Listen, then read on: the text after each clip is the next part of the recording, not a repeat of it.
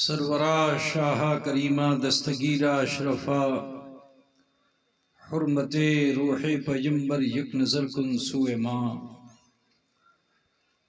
غوث اعظم بمن بے سر و سامہ مدد قبلہ دی مدد کعبہ ایماں مدد لی خمسۃ نطفی بہا حرد الوباء الحاتمہ المصطفى والمرتضى وابناهما والفاطمة وصلى الله تعالى على خير خلقه ونور عرشه ومظهر لطفه محمد وآله وأصحابه أجمعين برحمتك يا أرحم الراحمين بحق لا إله إلا الله محمد رسول الله صلى الله تعالى عليه وآله وسلم بارك عليه. الحمد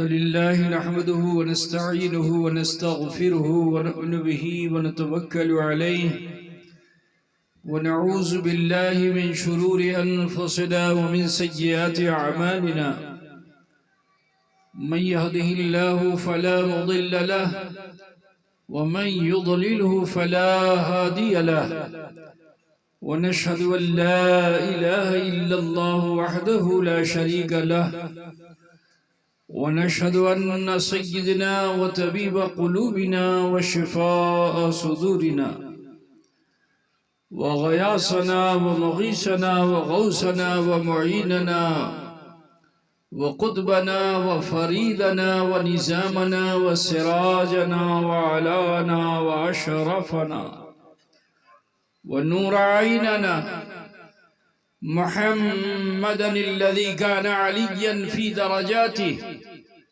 فاطما في تطهيراته حسنا في صفاته شهيدا في تجلياته زين العابدين بعباداته باقرا في العلم الأولين والآخرين بمعلوماته صادقا في أقواله كاظما في جميع أحواله متمكنا في مقام الرضا جوادا كفه عند العطاء هاديا على سبيل النجاة عسكريا مع الغزاة مهديا على طريق اليقين غياث المستغيثين صلوات الله تعالى عليه وعليهم أجمعين.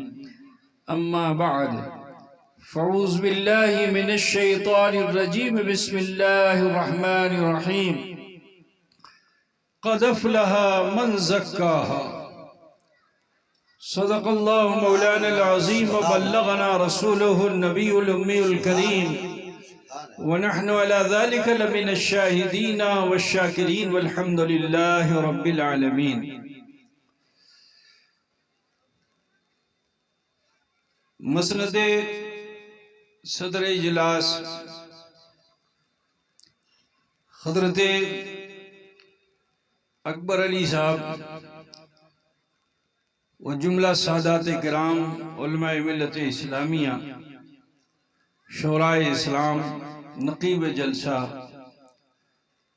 عرس سراپا قدس میں شرکت فرمانے والے برادران اسلام سماعت فرمانے والی خواتین اسلام عزیز بچوں نوجوان ساتھیوں حصول سعادت و برکت کے لیے عقیدت و خلوص کے ساتھ آئیے ہم اور آپ مل کر اپنے آقا و مولا سید عالم نور مجسم احمد مجتبی محمد مصطفیٰ صلی اللہ تعالی علیہ وآلہ وسلم کی بارگاہ بے کس پناہ میں جھوم کر ہدیے درود پاک پیش فرما لے. اللہم صلی علی سیدنا و مولانا محمد وعلی آل سیدنا و مولانا محمد وبارک وسلم صلاة و سلام علیک یا رسول اللہ صلی اللہ تعالی علیہ وسلم.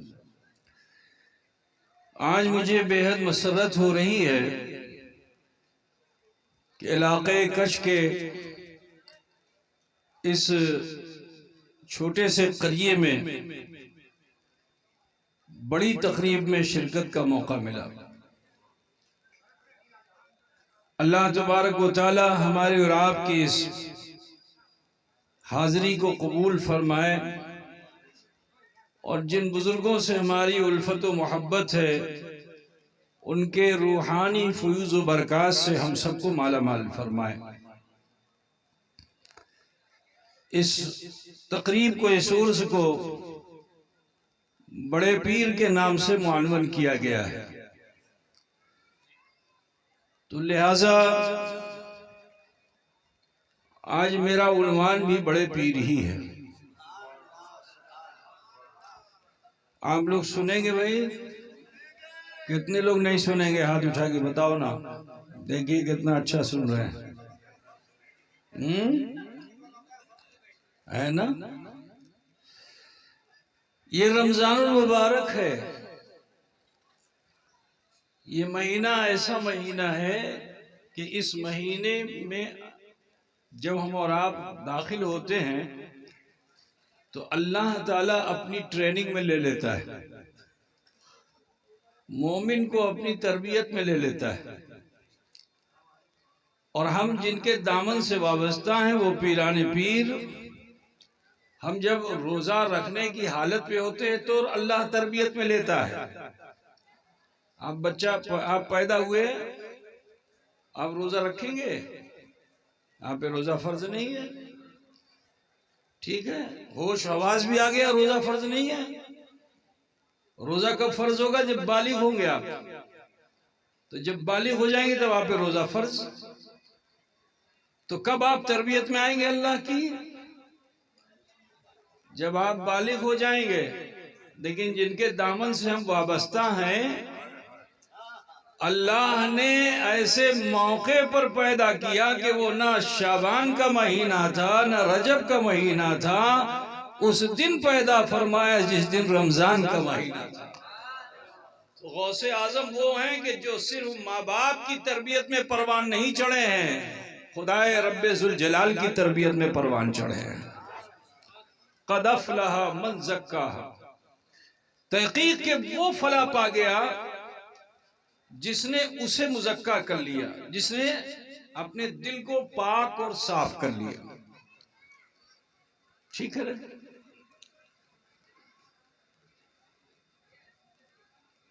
حضرت سیدنا شیخ عبد القادر جیلانی رضی اللہ تعالی عنہ وارضاہ عنہ کہ والد گرامی کا نام ہے ابو صالح موسیٰ جنگی دوست۔ یہ ابو صالح ہیں،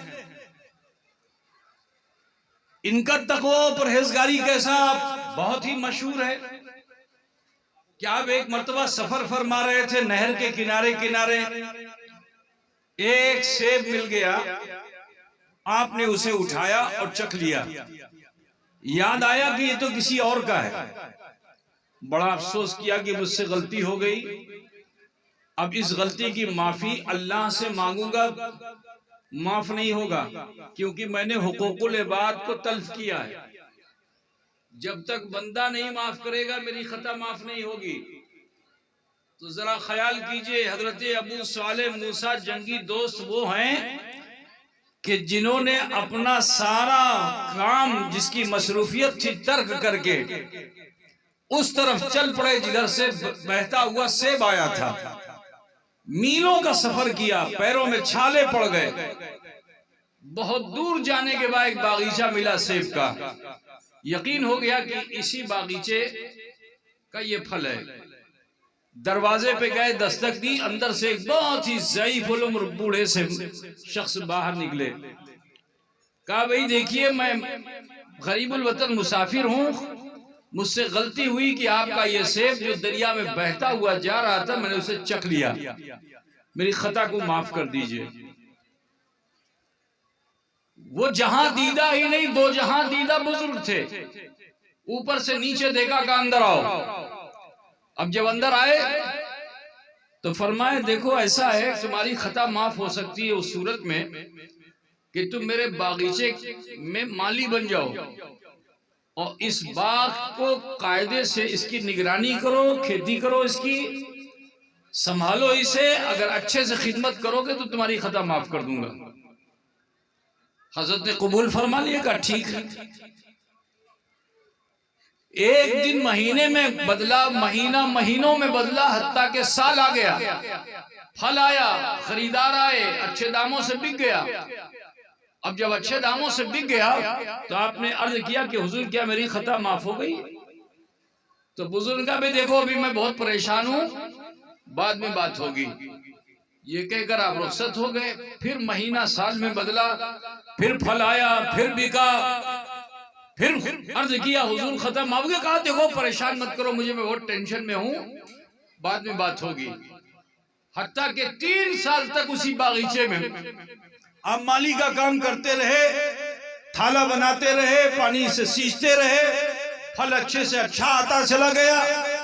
اب جب 3 سال میں انہوں نے کہا میں بہت ٹینشن میں ہوں، تو حضرت نے فرمایا کہ آپ کی مشکل کیا ہے، پریشانی کیا ہے وہ بتائیے، ہو سکتا ہے کہ میں اس کا کوئی حل ڈھونڈ دوں۔ ابھی یہ کہا ہی تھا تو بڑے جذبے میں آپ نے فرمایا تم میری کیا پریشانی دور کرو گے؟ میری ایک جوان بیٹی ہے، میں اس کے رشتے کی تلاش میں ہوں، مناسب کوئی رشتہ نہیں مل رہا ہے۔ ابھی اتنا بولے ہی تھے کہ پھر فرماتے ہیں کہ کیا تم میری بیٹی سے رشتہ کرو گے؟ تو حضرت نے فرمایا کہ اگر میری خطا معاف ہو جائے گی تو کر لوں گا۔ کہا لیکن سنو میری بات ابھی پوری نہیں ہوئی ہے، میری بیٹی گونگی ہے، بہری بھی ہے، کرو گے؟ کہا خطا معاف ہوگی تو کر لوں گا۔ کہا لولی لنگڑی بھی ہے، کہا خطا معاف ہوگی تو کر لوں گا۔ کہا اندھی بھی ہے، کہا خطا معاف ہوگی تو کر لوں گا۔ غرض کے نکاح ہو گیا۔ اب جب حجلے عروسی میں گئے تو وہاں دیکھتے ہیں کہ ایک حسین پیکر، اور وہ ایسا لگ رہا ہے کہ جیسے جنت سے آئی ہوئی حور ہو، پورا کمرہ بقع نور بنا ہوا ہے، وہاں نہ کوئی اندھی عورت ہے، نہ گونگی عورت ہے، نہ لولی لنگڑی عورت ہے۔ آپ نے سوچا کہ شاید یہ کوئی دوسرا کمرہ ہے، مجھے یہاں سے نکلنا چاہیے۔ اب جو کمرے سے باہر نکلنے لگے تو باہر سے دروازہ بند، آواز لگائی کوئی کھولنے والا نہیں، بہت پریشان ہوئے۔ اب جو بہت پریشان ہوئے تو حضرت ابو صالح موسیٰ جنگی دوست نے خطا سے بچنے کا ذریعہ قرآن سے ڈھونڈا، قرآن سے خطا سے بچنے کا ذریعہ ڈھونڈا۔ قرآن میں رب تعالیٰ ارشاد فرماتا ہے ان الصلاۃ تنہی عن الفحشاء والمنکر، کہ بے شک نماز تمام بے حیائیوں اور برائیوں سے روک دیتی ہے۔ کہ بے حیائی سے رکنا ہے تو نماز پڑھ لے، برائی سے بچنا ہے تو نماز پڑھ لے۔ آپ نے مصلی بچھایا، اللہ اکبر کہی، اور اس کے بعد بڑی لمبی لمبی سورتیں پڑھنے لگے، قیام اللیل کر ڈالا۔ اب آپ کی زوجہ نے جو دیکھا تو انہوں نے بھی شکرانے میں سجدے میں سر دے دیا کہ اللہ تیرا بڑا شکر ہے، میں نے تجھ سے کچھ نہیں مانگا، بس یہ مانگا تھا کہ مجھے ایسا شوہر دینا جو تقوی میں مجھ سے زیادہ باکمال ہو، جو مجھ سے زیادہ ڈرنے والا ہو۔ تو اس شکرانے میں وہ سجدے میں چلی گئی۔ غرض کے دونوں کی رات اس طرح پار ہوئی۔ اب جب فجر کا وقت ہوا تو دروازہ پھر کھینچا کھولنے کے لیے تو کھل گیا۔ بھاگ کر گئے، جا کے اس بوڑھے شخص سے کہا کہ آپ نے تو مجھے مصیبت میں ڈال دیا، کس کمرے میں پہنچا دیا؟ وہاں تو میری بیوی نہیں تھی، کوئی ایسی عورت نہیں تھی جو لولی لنگڑی بہری ہو۔ تو آپ مسکرائے اور فرمایا بیٹا میں نے جسے لولا کہا تھا، لنگڑا کہا تھا، اندھا کہا تھا، بہرا کہا تھا، وہ اندھی نہیں تھی، وہ بہری نہیں تھی۔ اندھا اس لیے کہا تھا کیونکہ اس نے کبھی کسی غیر محرم کو دیکھا ہی نہیں ہے۔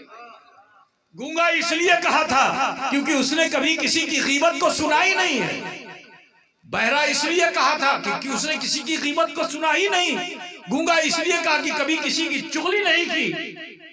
لولا لنگڑا اس لیے کہا کیونکہ اس کا ہاتھ پیر کبھی کسی غلط راستے پہ گیا نہیں۔ تو اے عزیزو، اس پاکیزہ عورت کا نام جانتے ہو کیا تھا؟ ام الخیر تھا۔ کیا نام تھا؟ ام الخیر تھا۔ تو جب دو نیک ہستیاں آپس میں ملتی ہیں، اگر ابو صالح اور ام الخیر کا آپس میں ملن ہوتا ہے تو اس ملن کے اثر سے عبد القادر کا وجود ہوتا ہے، اور وہ عبد القادر جب ماں کے شکم میں آتا ہے تو سنو اسے کسی استاذ کی ضرورت نہیں ہے، کیونکہ وہ تو اللہ کی تربیت میں آ گیا ہے، تو حافظ قرآن بن کر پیدا ہوا۔ عزیزان گرامی، آپ نے سنا ہوگا کہ رمضان المبارک کا چاند دیکھا، نگاہ ولایت سے آپ نے روزہ رکھ لیا، اس کو لوگ کرامت کہتے ہیں، لیکن میں اسے کرامت نہیں کہتا، یہ تو ولیوں کی عادت ہے۔ کرامت اسے میں نہیں کہتا۔ غوث پاک کی تم نے بڑی کرامتیں سنی ہیں کہ غوث اعظم پیدا ہوئے، رمضان کا چاند دیکھ لیا، اب کسی قاضی صاحب کی ضرورت نہیں، کسی مفتی صاحب کی ضرورت نہیں، کیونکہ انہوں نے دیکھ لیا۔ روزہ ان پہ فرض نہیں تھا، لیکن تربیت الہیہ میں آ گئے تھے تو انہوں نے اس روزے کو فرض سے پہلے فرض سمجھ لیا، اور آپ نے روزہ رکھا، سحری میں دودھ پیتے تھے، پھر افطاری میں دودھ پیتے تھے، اس کو لوگ کرامت کہتے ہیں، اور میں اسے غوث اعظم کی عادت کہتا ہوں، اسے میں غوث اعظم کی عادت کہتا ہوں۔ حضور غوث پاک کی بڑی کرامتیں ہیں۔ آپ نے سنا ہوگا کہ جب 18 سال کی عمر میں جوان بیٹے سے ماں نے کہا تھا کہ اے بیٹے جھوٹ مت بولنا، ذرا خیال کرو، 18 سال تک ماں کی تربیت میں رہنے والا کڑیل جوان، لیکن جب تربیت سے الگ ہوتا ہے تو نفس غالب ہو سکتا ہے، تو ماں نے ہدایت کیا دی کہ بیٹا جھوٹ مت بولنا، کیونکہ جھوٹ جو ہے یہ ام الخبائث ہے، تمام برائیوں کی جڑ کیا ہے؟ جھوٹ ہے۔ کہا بیٹا جھوٹ مت بولنا۔ واقعہ آپ نے سن رکھا ہے، میں تفصیل میں جانا نہیں چاہتا، کہ آپ سفر میں تھے، قافلے کو لوٹنے کے لیے ڈاکو آئے، سب کا مال لوٹا، آپ کے پاس سے مال مل نہ سکا۔ جب ڈاکوؤں کے سردار نے پوچھا کہ کسی کا رہ گیا، کہاں ایک کا رہ گیا، 40 اشرفی بتاتا ہے، ڈھونڈتے ملتی نہیں ہے، بلائے گئے، کہاں 40 اشرفی؟ کا یہ ہے، صدری کو کھولا، جو کھولا تو 40 اشرفیاں زمین پہ گر گئیں۔ ذرا سوچو کہ اس سچائی میں کتنا دم تھا، کتنی حیبت تھی، سوی سچ بولنے میں کتنی حیبت تھی کہ وہ 40 ڈاکو جنہوں نے ڈاکہ ڈالنا اپنی فطرت سمجھا تھا، وہ قدموں پہ گرے اور پڑھ لیا کلمہ لا الہ الا اللہ محمد رسول اللہ۔ عزیزان گرامی، اس کو لوگ کرامت کہتے ہیں، لیکن میں اسے غوث پاک کی عادت کہتا ہوں۔ یہ کرامت نہیں ہے، یہ کیا ہے؟ یہ عادت ہے۔ اور آگے بڑھو، حضور غوث اعظم رضی اللہ تعالیٰ عنہ اور داؤدہ جب مدرسے میں گئے تو آپ کے اسی کچھ کے علاقے کے بزرگ تھے، معلوم ہے نام سنا ہے؟ نہیں سنا ہے؟ حضرت دولہ گجراتی، نام سنا ہے نا؟ گجرات کے علاقے کے ہی تھے، اور وہ حضور غوث پاک کے عقیدت مند تھے۔ شادی ہوئی تھی، بارات جا رہی تھی کشتی پہ، ڈوب گئے، 6 مہینے تک سمندر کی تہ میں تھے، 6 مہینے تک اللہ نے انہیں زندگی بخشی تھی، 6 مہینہ سمندر میں تھے، اور 6 مہینے تک دعا کیا کرتے تھے؟ اللہ مجھے بچا لے، اللہ مجھے بچا لے، اللہ مجھے بچا لے۔ لیکن سنو، جب پیر کا دامن تھام لو تو جب تک وسیلہ نہیں پیش کرو گے اللہ تمہاری دعا کو قبول نہیں کرے گا۔ تو جانتے ہو 6 مہینے کے بعد حضرت دولہ گجراتی نے ایک عرضی لگائی، یا شیخ عبد القادر جیلانی شیئن للہ غیثنی، کہ اے عبد القادر جیلانی میری مدد کیجئے، میری دستگیری فرمائیے۔ آپ طالب علم سے پڑھ رہے تھے مدرسے میں، اچانک چٹائی کے نیچے ہاتھ ڈالا اور بڑی طاقت لگائی، پیشانی پہ پسینے کی بوندیں آ گئیں۔ استاد بھی حیرت میں کہ آج عبد القادر کو ہو کیا گیا ہے، حتیٰ کہ ہاتھ جب باہر نکالا تو آستین سے پانی ٹپک رہا تھا۔ استاد نے پوچھا یہ کون سی حرکت؟ کہا حضور جو ہو گیا ہو جانے دیجئے۔ کہا نہیں بتاؤ ہوا کیا؟ تو آپ نے فرمایا کہ آج مجھے میرے چاہنے والے نے سمندر کی تہ سے یاد کیا تھا تو میری غیرت نے یہ گوارا نہیں کیا، میری غیرت نے یہ گوارا نہ کیا کہ میں اس کی مدد نہ کروں، تو میں نے چٹائی کے نیچے ہاتھ نہیں ڈالا تھا، سمندر کی تہ میں ہاتھ ڈال کر میں نے اس کی کشتی کو کنارے لایا۔ نعرے تکبیر، نعرے رسالت، سبحان اللہ۔ عزیزو اس کو کیا بیان کیا جاتا ہے؟ یہ کرامت ہے، لیکن فقیر کہتا ہے یہ کرامت نہیں ہے، یہ تو غوث اعظم کی عادت ہے۔ پھر کرامت کیا ہے؟ آؤ دیکھو، شیخ عبد القادر جیلانی رضی اللہ تعالیٰ عنہ دن میں مدرسے میں پڑھتے تھے، اور رات کو مغرب بعد حضرت حماد رضی اللہ تعالیٰ عنہ کی خانقاہ تھی، بڑے پائے کے بزرگ تھے، معرفت کی تعلیم ایسی دیتے تھے کہ چند دنوں میں بندہ جو ہے وہ حق الیقین اور عین الیقین حاصل کر لیتا تھا۔ حضرت غوث پاک بھی آپ کی بارگاہ میں جاتے تھے، آپ کے وعظ کو سماعت فرماتے تھے، بیٹھتے تھے آپ کی محفل میں۔ ایک روز حضرت غوث اعظم رضی اللہ تعالیٰ عنہ مدرسے سے خانقاہ جا رہے تھے کہ خانقاہ سے ایک شخص نکلا روتا ہوا۔ آپ نے جب اسے روتا ہوا دیکھا تو اس کے قریب گئے اور اس کی پیٹھ پر ہاتھ پھیرا اور ارشاد فرماتے کہ بھائی تم رو کیوں رہے ہو؟ تو ان کا چھوڑیے، جانے دیجئے۔ کہا نہیں، بتاؤ رو کیوں رہے ہو؟ اس خانقاہ میں تو لوگ روتے ہوئے آتے ہیں، مسکراتے ہوئے جاتے ہیں، تم رو کیوں رہے ہو؟ تو اس نے کہا معاملہ یہ کہ حضرت میرے پیر ہیں اور میں نے تجارت کا سارا سامان جمع کر لیا تھا اونٹوں پہ، بس اجازت لینے آیا تھا کہ مرشد اجازت دے تو میں کاروبار کے لیے جاؤں۔ مگر پیر صاحب کے پاس جب آیا تو پیر صاحب نے فرمایا دیکھ بغداد چھوڑنا نہیں، اگر جان کی خیر چاہتا ہے تو بغداد چھوڑنا نہیں، ورنہ جان بھی جائے گا اور مال بھی جائے گا۔ اب میں بہت پریشان ہوں کہ اگر میں بغداد سے سفر کر کے ملک شام نہیں جاؤں گا تو جو مال میں نے خریدا ہے یہاں، اس کا کوئی یہاں خریدار نہیں ہے، میرا مال سب بیکار ہو جائے گا، میرے بچے بھوکے مریں گے، اس الجھن میں میں رو رہا ہوں۔ تو غوث پاک نے فرمایا کہ پریشان مت ہو، پریشان مت ہو، میں بھی ابھی دیکھتا ہوں۔ آپ نے آنکھیں بند کی، دل کے آئینے پہ اس کی تقدیر کو دیکھ لیا۔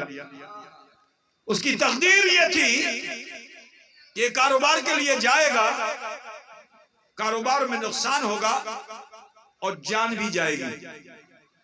آپ نے رب کی بارگاہ میں عرضی لگائی کہ مولا تیرا بندہ عبد القادر تجھ سے کبھی کچھ نہ مانگا، لیکن آج اے پروردگارہ الہ العالمین تیرا بندہ عبد القادر تجھ سے مانگ رہا ہے۔ مجھے معلوم ہے کہ قضائے مبرم حقیقی ٹالی نہیں جا سکتی، لیکن اے مولا تو تو قادر مطلق ہے، اے رب کائنات اس کی زندگی اگر ختم ہو رہی ہے تو میری زندگی تو ہے نا، میری زندگی کے کچھ سال اسے عطا فرما دے، اے اللہ اسے دے دے اور اسے حیات بخش دے اور اس کے کاروبار میں نفع عطا فرما دے۔ یہ دعا جیسے ہی کی قبول ہو گئی، پھر جو دل کے آئینے پہ جھانکا دیکھا عمر میں اضافہ ہو گیا ہے اور کاروبار میں نفع بھی دکھ رہا ہے۔ آپ نے آنکھیں کھولی اور فرمایا مبارک ہو، مبارک ہو اے تاجر، میں نے رب کو منا لیا، جب کاروبار کے لیے تیرے کاروبار میں نفع ہوگا اور تو اہل میں سہل کے ساتھ آئے گا۔ اب یہ تاجر ششدر تک رہا ہے، سوچ رہا ہے ایک طرف پیر صاحب کا حکم ہے اور دوسری طرف پیرانہ پیر کا حکم ہے، مانوں کس کی بات؟ تو تاجر تو نفع چاہتا ہے نا، تو کہا نفع کا معاملہ لہذا حضرت جی کی بات مان کر کے سفر کرنا چاہیے۔ اب صاحب سفر کے لیے گیا، ملک شام جو پہنچا، جیسے ہی بازار میں مال اتارا بڑے دام سے مال بک گیا۔ اب دوسرے قافلے کے ساتھ جب لوٹا تو دوپہر میں جنگل میں قافلہ ٹھہرا، وہ بھی ٹھہرا، اپنے اونٹ کو باندھا اور جہاں جگہ ملی لیٹ گیا۔ گہری نیند میں جو گیا تو سپنے میں کیا دیکھتا ہے کہ ڈاکوؤں کا سردار آیا ہے اور وہ میری گردن کو دراتی دار خنجر سے ریت رہا ہے اور میری گردن سے خون کے فوارے نکل رہے ہیں. گھبرا کر کے آنکھ کھل گئی، دل بلیوں اچھلنے لگا، اپنے کو ٹٹولنے لگا کہ میں زندہ ہوں کہ نہیں. جب یقین ہو گیا کہ نہیں یہ خواب تھا حقیقت نہیں تو تھوڑا سکون ملا. قافلہ چلا، وہ بھی چلا. اب اسے رفع حاجت کی ضرورت ہوئی تو ایک پہاڑ کی اوٹ میں جا کر طہارت کے لیے بیٹھ گیا. جو کچھ بھی رقم تھی اس کی کمر میں بندھی ہوئی اسے کھول کر کنارے رکھ دیا. آواز لگائی قافلے والوں نے، چلو جلدی کرو. اجلت میں وہ مال کو اٹھانا بھول گیا اور قافلے کے ساتھ ایک منزل چلا گیا. جب ایک منزل پہنچا تو یاد آیا، رے میرا مال تو فلاں جگہ چھوٹ گیا. واپس آیا، مال مل گیا. اب زندگی بھی مل گئی، مال بھی مل گیا. خوش خوش جب بغداد میں آیا تو اونٹ میں بیٹھا ہوا سوچ رہا تھا کہ پیر کی بارگاہ میں جاؤں کہ پیرانہ پیر کی بارگاہ میں جاؤں. وہ اونٹ جو روزانہ اس گلی سے گزرتا تھا، مانوس راستہ تھا، چلتے چلتے اس مقام پہ پہنچا جہاں خانقاہ حمادیہ ہے، ٹھہر گیا. اب جو اونٹ ٹھہرا تو اس کی آنکھ کھلی، اپنے مرشد کی خانقاہ جو دیکھی تو خوش ہو گیا. جلدی سے اونٹ سے اترا، کہا خانقاہ میں چل کے پیر صاحب کو سلامی پیش کروں. اب جو خانقاہ میں پہنچا تو حضرت ممبر پہ تھے. ممبر سے جو مرید نظر آیا تو آپ نے خطبہ چھوڑا اور فرماتے مرحبا اہلاً وسہلا، مرحبا اہلاً وسہلا کہتے ہوئے مرید کے قریب آ گئے، اسے اپنے سینے سے لگا لیا، پیٹھ پہ ہاتھ پھیر رہے ہیں. مرید نے سوچا یا اللہ، کل میں آیا تھا تو حضرت نے فرمایا تھا مر جائے گا، نقصان بھی ہو گیا ہوگا، اور آج میں یہاں آیا تو مجھ سے کہہ رہے ہیں کہ مرحبا اہلاً وسہلا. تو دیکھو پیر روشن ضمیر ہوتا ہے، دلوں کے حال سے واقف ہوتا ہے. اب حضرت حماد نے فرمایا کہ تو دل میں سوچ رہا ہے کہ زندہ کیسے آ گیا، تیرے مال میں نفع کیسے ہوا، بتا فلاں مقام پہ تو نے سپنا دیکھا تھا. کہاں حضور دیکھا تھا؟ کہا سردار نے تیری گردن ریتی ہی کہاں ریتا تھا. کہا سن، وہی تیرے لیے حقیقت تھی، لیکن اس حقیقت کو خواب میں غوث اعظم نے بدلوایا ہے. فلاں مقام پہ تیرا مال چھوٹا تھا، کہاں چھوٹا تھا، پھر ملا، کہاں ملا. کہا یہ سن، کل تک جو میں نے کہا تھا وہ تیری تقدیر تھی، آج زندگی کے ساتھ منافع کے ساتھ لوٹ کر بغداد بھی آ گیا. یہ عبدالقادر کی تدبیر. سبحان اللہ، سبحان اللہ. نعرہ تکبیر، نعرہ رسالت، فیضان غوث اعظم. تو تقدیر تو کوئی نہیں بدل سکتا، مگر جو صاحب دعا ہوتا ہے اس کی دعا کا اثر ہوتا ہے. یہاں پہ ہے نا بزرگ آرام فرما، آپ یہاں اسی یقین پہ تو آئے جو صاحب دعا ہیں. یہ دعا فرما دیں گے تو ہمارا مقدر بدل جائے گا. حدیث شریف بھی ہے کہ لا يتبدل القدر الا بالدعاء، تقدیر نہیں بدلتی ہے مگر دعا سے بدل جاتی ہے، مگر دعا سے بدل جاتی ہے. اب سنو، اس کو لوگ کیا کہیں گے؟ بولیے بھائی، کرامت ہی تو کہیں گے، لیکن میں کہتا ہوں یہ ان کی عادت ہے. پھر کرامت کیا ہے؟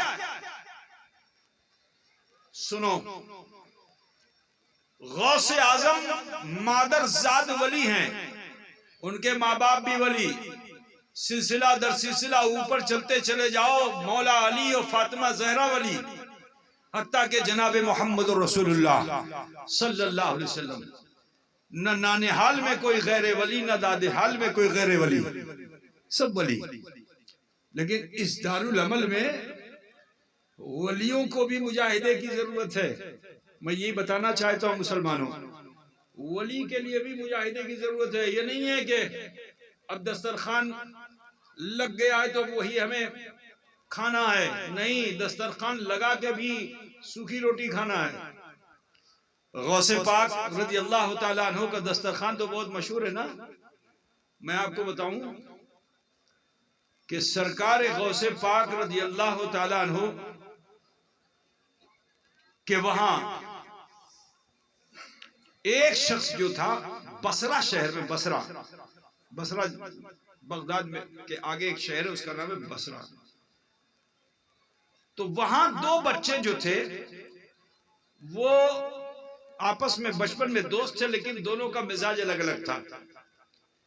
ایک تھا بڑا شریف عابد اور دوسرا بڑا شریر، کسی کی روٹی چھین لے، حتیٰ کہ پیسہ چھین لیا، اور اس کے بعد پھر چور ہو گیا، پھر ڈاکو ہو گیا، اور دوسرا عبادت میں مصروف ہو گیا تو چلے پہ چلے کرنے لگا۔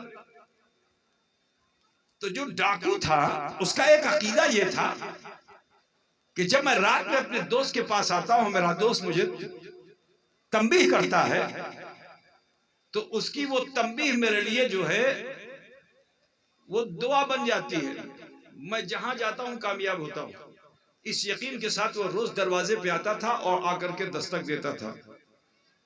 اندر سے آواز آتی تھی، میرے دوست ڈاکہ ڈالنا چھوڑ دے، چوری کرنا چھوڑ دے، برے کام کو چھوڑ دے، اللہ کا خوف پیدا کر، ڈر اپنے رب سے، توبہ کر لے۔ اتنا سنتا تھا وہ واپس چلا جاتا تھا۔ جس گھر میں جائے بڑا مال ملتا تھا، کوئی مقابلے پہ آئے تو موت کے گھاٹ اسے اتار دے، اسے کچھ نہیں ہوتا تھا۔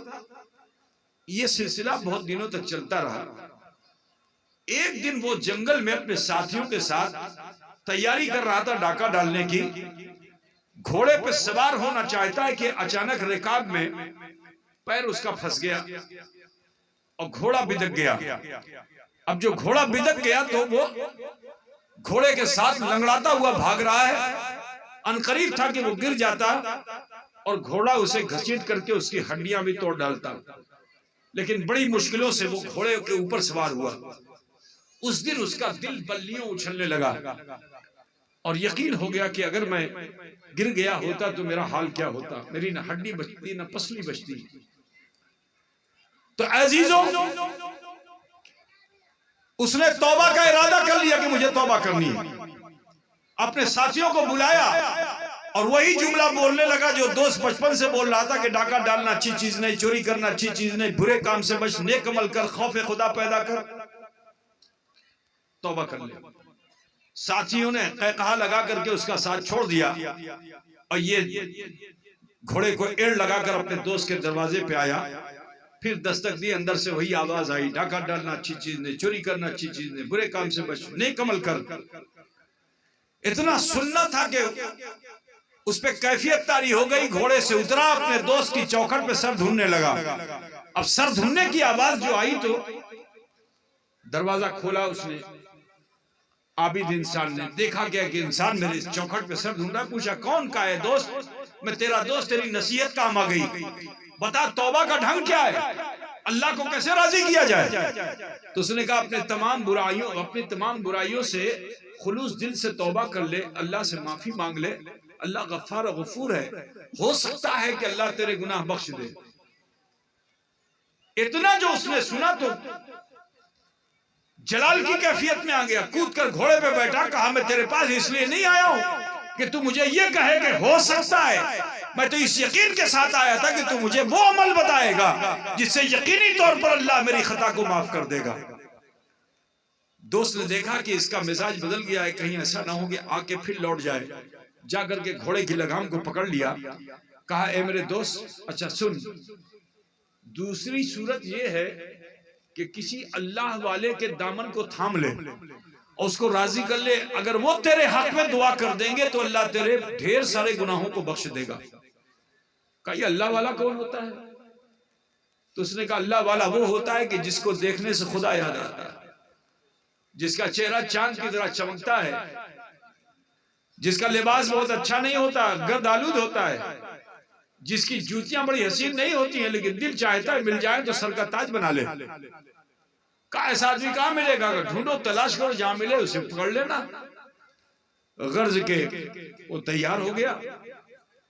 اب اس کے گھر سے بصرہ کے چوراہے پہ جو پہنچا تو دیکھتا کیا ایک قافلہ آ رہا ہے۔ اس قافلے کو آتے ہوئے جو دیکھا تو اس کے چہرے پہ، قافلہ سالار کے چہرے پہ چاند کی چاندنی پڑ رہی تھی، چہرہ چمک رہا تھا۔ کہو یہی اللہ والا ہے۔ اور قریب گیا تو دل نے کہا کہ اس کا لباس مل جاتا تو چوم لیتا، جوتیاں مل جاتی تو سر کا تاج بنا لیتا۔ کامل یقین ہو گیا کہ یہی اللہ والا ہے۔ دوڑ کے گیا، جا کے اس کے چرنوں کو تھام لیا، کہا حضور میں گنہگار، سیاکار، بدکار، میری خطا کی معافی چاہیے۔ جو سوار تھا گھوڑے پہ اس نے کہا بھائی جو تم مجھے سمجھ رہے ہو میں وہ نہیں ہوں۔ تو نیچے سے آواز آئی حضور اپنے کو چھپائیے نہیں، جو ہاں میں جانتا ہوں، چھوڑوں گا نہیں جب تک کہ آپ میرے حق میں دعا نہیں کریں گے۔ تو اس نے کہا اچھا تم میرے اتنے بھکت ہو؟ کہاں؟ کہا تو ٹھیک ہے، میں ابھی کسی ضروری کام سے جا رہا ہوں، مجھے جانے دو، لوٹ کر آؤں گا تو تمہاری توبہ کراؤں گا۔ اس نے جھٹ سے ہاتھ چھوڑ، پیر کو چھوڑ دیا، کھڑا ہو گیا، کہا ٹھیک ہے منظور ہے، انتظار کر لوں گا۔ اس نے گھوڑے کو ایڑ لگائی، اپنے ساتھیوں سے کہا جلدی بھاگو ورنہ یہ ہماری رات خراب کر دے گا۔ وہ بھی اسی کی طرح ایک ڈاکو تھا، ڈاکہ ڈالنے جا رہا تھا۔ میرے جی جسے اس نے اپنا اللہ کا ولی سمجھ لیا تھا وہ بھی ایک ڈاکو تھا، لیکن بندہ خدا کا تھا۔ میرے عزیز سماعت فرمائیے، یہ جوان تو یہاں چوراہے پہ کھڑا ہوا، دن نکلا، سورج کی روشنی آئی، دکاندار آئے اپنی دکانیں کھول کھول کر کے، جب سب کی نگاہوں کا مرکز وہ بن گیا تو کچھ ہمدرد اس کے پاس آئے کہ بھئی دھوپ بہت تیز ہے، اگر تمہیں کسی کا انتظار ہے تو ہماری دکان میں بیٹھ کر انتظار کر لو ورنہ جلد پھٹ جائے گی، خون نکلنے لگے گا۔ مگر جواب کسی کا نہیں۔ شام تک لوگ اس کے عقیدت مند ہو گئے کہ لگتا ہے یہ عمل کر رہا ہے، روزے سے ہے۔ شام کو تھال سجا سجا کر افطار لے کر آئے کہ بھئی افطار کر لو، تو اس وقت اس دیوانے نے کہا کہ مجھے چھیڑو نہیں، میرے محبوب نے مجھے کھانے پینے کا حکم نہیں دیا، انتظار کرنے کا حکم دیا ہے۔ جب تک میرا محبوب آ کے مجھے کھلائے گا نہیں، کھاؤں گا نہیں، پلائے گا نہیں، پیوں گا نہیں۔ اے عزیزوں، لوگوں نے سمجھ لیا یہ دیوانہ ہو چکا ہے، چھوڑ دیا اس کے حال پہ۔ دن ہفتے میں بدلا، ہفتہ مہینوں میں بدلا، حتیٰ کہ 1 سال کا عرصہ گزر گیا۔ بچوں نے سمجھا کہ مجسمہ ہے، لباس کو کھینچا، لباس تار تار ہو گیا، پتھر مارا، لہو لہان ہو گیا، لیکن اپنی نگاہوں کا مرکز اس نے نہیں بدلا۔ جس راستے سے محبوب کو جاتے ہوئے دیکھا تھا وہ اسی راستے کو تکے جا رہا ہے، یہاں تک کہ وہ انسان جس نے وعدہ کیا تھا میں لوٹ کر آؤں گا، وہ ڈاکہ ڈالتے ڈالتے بغداد پہنچ گیا۔ اور جب بغداد پہنچا تو دیکھتا کیا ہے کہ مستنجد باللہ بھی ایک گھر میں جا رہے ہیں، وزیر بھی ایک گھر میں جا رہے ہیں، فقیر بھی ایک گھر میں جا رہے ہیں، امیر بھی ایک گھر میں جا رہے ہیں، تاجر بھی اسی گھر میں جا رہے ہیں، اور حاجت مند بھی اسی گھر میں جا رہے ہیں۔ کہا میں بھی چلتا ہوں۔ اب جو وہاں پہنچا تو دیکھتا کیا ہے، بڑا لمبا دسترخوان لگا ہے۔ بزرگوں کے وہاں لنگر چلتا ہے نا، لمبا دسترخوان لگا ہے، بادشاہ فقیر سب بیٹھے ہوئے ہیں۔ وہ بھی بیٹھ گیا، لیکن اس کو کھانے میں مزہ نہیں آ رہا تھا، تو اپنے دائیں بائیں بیٹھے ہوئے لوگوں سے پوچھا بھئی اس شہر کا سب سے امیر کبیر کون ہے؟ کہا دماغ خراب ہو گیا ہے، دیکھ نہیں رہے بادشاہ بھی جس کے دسترخوان پہ بیٹھ کے کھا رہا ہے، یہی تو امیر الامراء کا گھر ہے۔ بڑا خوش ہوا کہ چلو بغیر تلاش کیے امیر الامراء کا گھر مل گیا، یہاں سے تو بہت مال و متاع ملے گا۔ جب کھانا پینا ہو گیا، محفل برخاست ہو گئی، سناٹا ہو گیا، تو گھر میں تلاش کرنے لگا، ڈھونڈنے لگا، کہیں کچھ نہ ملا۔ کفے افسوس ملا کہ زندگی میں کبھی ایسا گھر مجھے ملا نہیں کہ جہاں میں گیا ہوں وہ کچھ نہ ملا ہو۔ آخر اس نے سوچا کہ چلو جب اتنا لمبا لنگر تھا تو باورچی خانے میں دیکھ پتیلے تو ہوں گے، آج اسی کو اٹھا کے لے جاؤں گا۔ اب جو وہاں پہنچا تو دیکھتا کیا ہے، کچھ نہیں ہے، نہ آگ ہے، نہ انگارہ ہے، نہ دیکھ ہے، نہ پتیلا ہے۔ تو پھر ہاتھ ملنے لگا کہ زندگی میں اتنا بڑا دھوکہ کبھی کھایا نہیں۔ اچانک دیکھتا کیا کہ کھمبے کے پاس کچھ برتن رکھا ہوا ہے۔ کہا چلو آج چوروں میں نام لکھوانے کے لیے اس برتن کو ہی اٹھا لیتے ہیں۔ اسے اٹھا کے اس نے جیسے ہی جھولی میں ڈالا، دونوں آنکھوں سے نابینا ہو گیا، ٹھوکر کھانے لگا، بڑی مشکلوں سے صحن میں پہنچا۔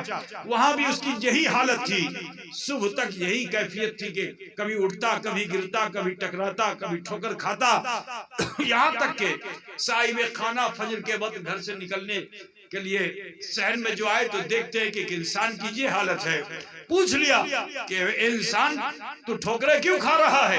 آواز جو ملی تو کہا میرے محسن آپ کا بڑا احسان ہوگا، مجھے اس مصیبت سے نجات دلا دیجئے۔ صاحب خانہ نے ہاتھ پکڑا، کہا چل تجھے مصیبت سے نجات دلا دوں۔ ابھی لے کے چلے ہی تھے کہ دروازے میں پہنچے، آواز آ رہی ہے۔ جانتے ہو صاحب خانہ کون تھے؟ پیرانہ پیر تھے، شیخ عبد القادر جیلانی تھے۔ حضرت خضر باہر سے آواز دے رہے عبد القادر دروازہ کھولو، عبد القادر دروازہ کھولو۔ آپ نے مانوس آواز کو سنا، دروازہ کھولا، خضر سامنے، ملاقات۔ حضرت خضر نے فرمایا بصرہ کے ابدال کا انتقال ہو گیا، فوراً کسی کو ابدال مقرر کیجئے۔ دیکھیے ہر علاقے میں 4 ابدال ہوتے ہیں، ایک قطب ہوتا ہے، اس طرح سے دنیا کا نظام چلتا ہے۔ اگر کسی ایک ابدال کا بھی انتقال ہو جائے تو وہاں بلائیں آتی ہیں، مصیبتیں آتی ہیں، بربادیاں آتی ہیں، تباہیاں آتی ہیں۔ اور متعین کون کرتا ہے؟ جو قطب ہوتا ہے، جو قطب الاقطاب ہوتا ہے، جو غوث وقت ہوتا ہے، وہ متعین کرتا ہے۔ اب آپ بڑے پریشان ہوئے کس کو متعین کروں؟ اچانک جس کا ہاتھ اپنے ہاتھ میں لے رکھا تھا اس کی طرف دھیان آیا کہ یہ بھی تو میرے نانا کا امتی ہے، کل میدان محشر میں جائے گا تو کہیں جا کر کے میرے نانا سے شکایت نہ کرے، تو لہٰذا اس کے حال کو بدلنا میرے لیے لازمی ہے۔ آپ نے اسے کھینچا اور سینے سے لگا لیا۔ اب جو سینے سے لگایا تو دل کی سیاہی ساری کی ساری ختم ہو گئی، دل روشن ہو گیا۔ اب عالم یہ ہے کہ دل کی نگاہ سے تحت الثری بھی دیکھ رہا ہے اور عرش اعظم بھی دیکھ رہا ہے، تحت الثری بھی دیکھ رہا ہے اور عرش اعظم بھی دیکھ رہا ہے۔ قدموں پہ گر پڑا، کہا میرے محسن جب آپ نے مجھے ایسی نگاہ عطا فرما دی کہ اب دنیا کا کوئی خزانہ میری نظروں سے پوشیدہ نہیں ہے، میرے سرکار کرم فرمائیے کہ میری آنکھیں دے دیجئے، لوٹا دیجئے، ورنہ میں جب اس گھر سے نکلوں گا تو زمانہ مجھے نہیں آپ کو تانا دے گا کہ بینا آیا تھا نابینا گیا۔ جب آپ نے میرا دل روشن کر دیا تو میری آنکھیں بھی روشن فرما دیجئے۔ سرکار غوث پاک نے اٹھایا، اپنی شفا کی 2 انگلیاں اس کی آنکھوں پہ رکھ دی، رکھنا تھا کہ بینا ہو گیا۔ قدموں پہ پھر گرا، کلمہ شریف پڑھا۔ آپ نے فوراً ہی اس سے فرمایا کہ جا، میں نے تجھے بصرہ کا ابدال مقرر کر دیا ہے۔ عزیزان گرامی، جانتے ہو اس دیوانے کا حال کیا تھا؟ 1 سال کی مدت میں حضرت خضر کو خدا نے بھیجا، جاؤ میرے اس بندے کا امتحان لے لو۔ حضرت خضر اسی شکل میں آئے تھے، اسی صورت میں آئے تھے، اسی لباس میں آئے تھے جس شکل و صورت کو اس نے اپنے ذہن و دل پہ بسا رکھا تھا۔ جب وہاں پہنچے قدموں پہ گرا وہ دیوانہ، لیکن فوراً ہی اس نے رخ پھیر لیا تھا۔ تو حضرت خضر نے اس سے پوچھا تھا کہ تو نے رخ کیوں پھیر لیا؟ کہا اس لیے رخ پھیر لیا کیونکہ آپ کا چہرہ میرے محبوب کے چہرے سے ملتا ہے، آپ کا لباس میرے محبوب کے لباس سے ملتا ہے، آپ کی جوتیاں میرے محبوب کی جوتیوں سے ملتی ہیں، لیکن اس رات میں نے اپنے محبوب کے لباس سے جو خوشبو پائی تھی وہ آپ سے پاتا نہیں ہو، اس لیے آپ میرے محبوب نہیں ہو سکتے ہیں۔ تو میرے عزیز وہ خضر وہاں پہنچے اور پھر جب اسے ابدال بنا کے لوٹایا گیا تو اس بصرہ کے چوراہے پہ جب یہ پہنچا تو اسے یاد آیا کہ میں نے کسی سے وعدہ کیا تھا کہ میں لوٹ کر آؤں گا۔ تو میرے عزیز سنو، اگر کوئی بے عمل بد کردار لوٹ آتا ہے تو اللہ تعالیٰ اس کی دعاؤں میں بھی ایسی تاثیر عطا فرما دیتا ہے کہ وہ جسے اپنا محبوب بنانا چاہتا ہے اللہ اسے بھی اس لائق کر دیتا ہے کہ وہ اس کا محبوب بن سکے۔ بات سمجھ رہے ہیں نا میرے عزیز؟ بولو یہ کرامت نہیں تو اور کیا ہے؟ کرامت ہے نا، لیکن میں یہ کہتا ہوں کہ یہ کرامت نہیں تو غوث پاک کی عادت ہے۔ کرامت کیا ہے؟ تو آؤ سنو، حضرت حماد کی بارگاہ میں غوث اعظم جا کے بیٹھا کرتے تھے ان کی محفل میں۔ ایک روز آپ گئے اور جانے کے بعد آپ نے ارشاد فرمایا کہ اے حضرت حماد، مجھے عین الیقین کی حاجت ہے، حق الیقین حاصل کر چکا ہوں، عین الیقین چاہیے، یعنی اللہ کو ماتھے کی نگاہوں سے دیکھنا چاہتا ہوں۔ تو حضرت حماد نے فرمایا عبد القادر یہ تم نہیں کر سکتے ہو۔ کہا کیوں نہیں کر سکتا؟ اس لیے نہیں کر سکتے ہو کیونکہ آپ مرجع خلائق ہو، دنیا آپ کو گھیرے رہتی ہے۔ کوئی ایک آدمی جو 10 کے بیچ ہمیشہ رہتا ہو اور اس کو ایک دن آپ کمرے میں بند کر دو وہ بیمار ہو جائے گا۔ بات سمجھ رہے ہیں نا؟ کہ مثال کے طور پر آپ گاؤں میں رہتے ہو، صبح آپ کی عادت ہے 5 لوگوں 5 سے ملنا، لیکن اگر آپ کو بند کر کے رکھ دیا جائے دن بھر، بولیے کھانا اچھا لگے گا؟ پینا اچھا لگے گا؟ جب دوست یار احباب نہیں ملیں گے، آپ اپنے دل کی بات کسی سے کہہ نہیں پائیں گے، کوئی آپ سے اپنے دل کی بات کہہ نہیں پائے گا، اچھا لگے گا؟ غوث پاک تو مرجع خلائق صبح سے شام تک آپ کے پاس مجمع لگا رہتا تھا، اور جانتے ہو کیسا مجمع؟ 1-1 لاکھ 1.5 لاکھ لوگ جمع ہوتے تھے اور غوث پاک ان کو ہدایت فرماتے، خطاب فرماتے. 4,000 5,000 علماء اور مشائخ آپ کی محفلوں میں بیٹھ کر کے آپ کے وعظ و نصیحت کو سماعت فرمایا کرتے تھے. یہ عالم تھا سرکار غوث پاک رضی اللہ تعالی. تو آپ نے فرمایا کہ تم مرجع خلائق ہو، اس کی تمنا مت کرو، عین الیقین نہیں حاصل کر سکتے ہو. کہا میں دنیا کو چھوڑ دوں گا. کہا ہے عبد القادر عین الیقین حاصل کرنے کے لیے کم گفتن کم خفتن، بات سمجھے نا، کم بولنا ہوتا ہے اور کم سونا ہوتا ہے اور کم خوردن کم کھانا ہوتا ہے. کیا کرنا ہوتا ہے؟ کم گفتن کم خفتن کم خوردن، یعنی کم بولنا ہے، کم سونا ہے اور کم کھانا ہے. اور آپ کا حال یہ ہے کہ رمضان المبارک کے مہینے میں اگر عقیدت مند آپ کو افطار کی دعوت دیتے ہیں تو آپ کسی کو منع نہیں کرتے. 70 آ جائیں تو 70 کی دعوت قبول کر لیتے ہیں. سنا ہے کہ نہیں سنا آپ نے؟ سرکار غوث پاک سے فرمایا کیا کہ آپ تو ایک وقت میں 70 جگہ پہ جا کے کھاتے ہو. یہ آپ سے نہیں ہونے والا ہے. آپ نے فرمایا ابھی چھوڑ دوں گا. کہا لیکن سنو، کم خوردن پہ آؤ گے جب، اور اس خانقاہ میں چلہ کرنا پڑے گا، اور یہاں چھوٹی سی تنگ کوٹری میں رہنا ہوگا، کوئی تمہارے پاس نہیں جائے گا، سورج کی روشنی بھی نہیں آئے گی، چاند کی چاندنی بھی نہیں آئے گی، اسی میں رہنا ہے. ایسا حجرہ ملے گا کہ جس میں سینہ تان کر کے کھڑے بھی نہیں ہو پاؤ گے، ایسا حجرہ ملے گا کہ جس میں پیر پھیلا کے سو بھی نہیں پاؤ گے، اور 1-2 دن نہیں 40 دن رہنا اس میں، رہ پاؤ گے؟ کہا منظور ہے. کہا سنو غذا کتنی ملے گی؟ 50 گرام جو کا پانی ملے گا.